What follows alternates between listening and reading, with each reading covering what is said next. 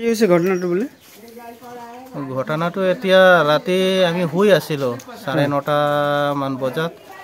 তেতিয়া ঘপককৈ মানে মুৰ্গীটোৱে আৱাজ দিলে, চিঞৰিলে মুৰ্গী চিঞৰোঁতে মই মানে অলপ হাল্লা কৰি ওলাওঁতে দুৱাৰৰ পৰা দুৱাৰ খৰি জাষ্ট চিৰিত নামিছিলোঁহে, তেতিয়া ঘপককৈ বাঘ আহি মানে মোক ভৰিতে কামুৰিলে।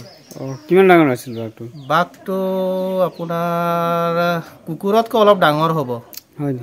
কুকুৰতকৈ অলপ ডাঙৰ হ'ব বাঘটো। তেতিয়া মোক কামুৰি আকৌ মানে ঘূৰিয়ে আছে, যোৱা নাই বাঘটো।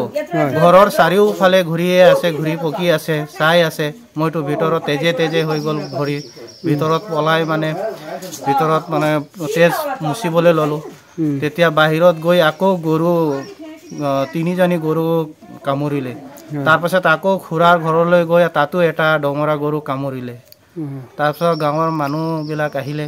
তাৰপিছত মানুহবিলাক আহি চবেই চিঞৰ বাখৰ কৰোঁতে তেতিয়াই মানে অলপ আঁতৰলৈ গুচি গ'ল, জংঘল ফালে গুচি গ'ল।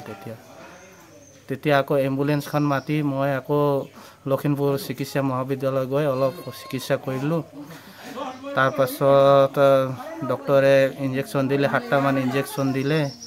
তাৰপাছত ঘৰলৈ যাব পাৰিবা বুলি পঠিয়ালে। আহি এতিয়া শুই আছোঁ। এতিয়া আপুনি অহাৰ পাছতে অলপ উঠি এতিয়া বাহিৰলৈ ওলাইছোঁ।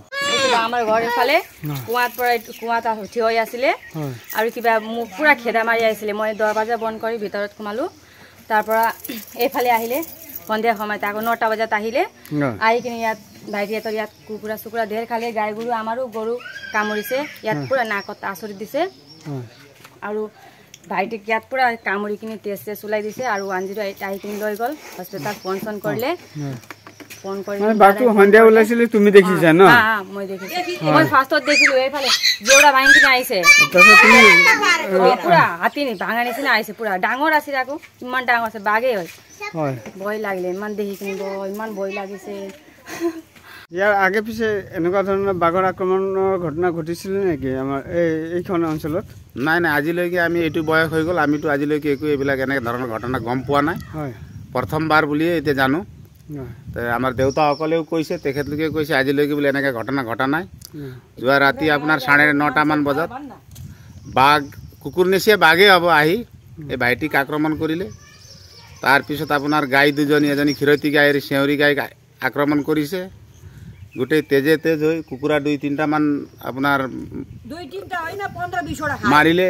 তাৰপিছত আপোনাৰ ভাইটিক লগে লগে আমি 108 মাতি লখিমপুৰ চিকিৎসা মহাবিদ্যালয়লৈ পঠিয়ালোঁ। তাত ট্ৰিটমেণ্ট কৰি ৰাতি ভাইটিক পঠিয়াই দিলে। ভাইটি এতিয়া বিচনাতে পৰি আছে। এইখিনিয়ে ঘটনা। এতিয়া মই আমাৰ ফৰেষ্ট বিভাগকো, বন বিষয়াসকলকো জনোৱা হৈছে। তেখেতলোকে এতিয়া আহিম বুলি কৈছে, আহি পাব তেখেতলোকে কি তদন্ত কৰে। এই আমাৰ ৰাইজ গোটেই আতংকিত হৈ আছে, কণ ল'ৰা ছোৱালীসকল আছে। যদি চৰকাৰ প্ৰশাসনে এইটো অতি সোনকালে যদি ব্যৱস্থা লয়, তেতিয়া আমি মানে শান্তি পাম। নহ'লে গোটেই ৰাইজ আমাৰ অঞ্চলটোত মানে আতংক, গোটেই অঞ্চল জুৰি আতংক হৈছে। গোটেই ৰাইজে মানে আতংকিত হৈ আছে। আমি কেনেকৈ ৰাতি থাকোঁ তেনেধৰণৰ এটা গোটেই আতংকিত ৰাইজ হৈ আছে। সেয়ে প্ৰশাসন ফালৰ পৰা যদি কিবা ব্যৱস্থা আছে, সেইখিনি যদি আপোনালোকে হেৰি কৰি দিয়ে, তেতিয়া ৰাইজে শান্তি পাব বুলি মই মোৰ ফালৰ পৰা এইটোৱে ক'লোঁ। ঘৰ, অফিচ, গুদান আদি সলনি কৰাৰ কথা ভাবিছে নেকি? পিছে সলনি কৰিব হয়, সকলো বস্তু এঠাইৰ পৰা আন ঠাইলৈ সহজে নিয়াটো জানো সম্ভৱ? চিন্তা তাতেই নহয় জানো? কেৱল ঘৰ অফিচে নহয়, ডাঙৰ মেচিন, বাইক, ডাঙৰ গাড়ীকে ধৰি সকলো বস্তু। পিছে এতিয়া আৰু চিন্তাৰ কোনো কাৰণ নাই। আপোনাৰ এটা মাথো ফোন কলতে সমাধান হৈ পৰিব এনেসমূহ সমস্যা। আপোনাৰ কাষত আংকুশ কাৰ্গো পেকাৰ্ছ এণ্ড মুভাৰ্ছ সমগ্ৰ ভাৰততে প্ৰভাইড কৰে ডোৰ টু ডোৰ ছাৰ্ভিচ। গতিকে দেৰি কিহৰ? এতিয়া যোগাযোগ কৰক 9957630102 অথবা 9546214823 নম্বৰত। লগতে ঠিকনা ফটাহিল আমবাৰী নিয়েৰ অনাথ আশ্ৰম, আমবাৰী থানা, গুৱাহাটী।